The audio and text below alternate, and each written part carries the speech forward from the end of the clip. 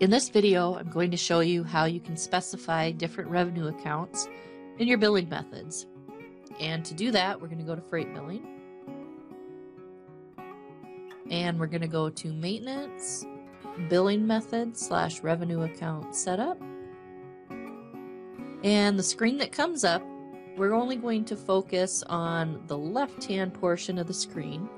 The right-hand portion has to do with defaults for paying your drivers, and that's a separate video. So we're just going to concentrate on the billing methods and getting them set up. TruckWin does come with the default set, which is what you're looking at here. You can go ahead and add and make some changes. If you look at the screen, you can see everything on there is going to account 4010. By default, that's your default revenue account. Most people call it line haul, whatever. It's your default revenue account. If I want to add a method, I can click on the button that says add a method. And I'm going to add fuel surcharge. So I'll use FS and type in fuel surcharge. And how this works is the bill by miles can be yes or no. So if it is a method that goes by miles, you would choose yes. Same is true for bill by units, and the same is true for bill by weight.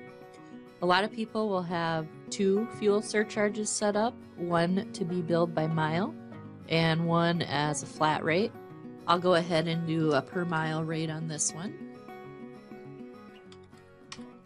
And for the account, if you have a separate revenue account you want that to post to, this is where you would specify that. So if I click my drop down and I go to the 4000s, which is where my revenue will be, it looks like I do have a separate account for fuel surcharge revenue, which is 4030. So I would choose that. And what that means is that each time you post an invoice with this particular billing method, that revenue is going to post to this revenue account. Same with stops. Down here at the bottom, we have billed stops. If you would like to keep your revenue for stops separate, instead of having it post to 4010, you can create a stop revenue account and have all of your stops post to that account. So at the end of the year, when you're looking at your income statement, you can see how much of your revenue and what percentage of that came from stops. And you can go in and add as many of these as you want. You do not have to use separate revenue accounts. You can have everything post to 4010, and that's just fine.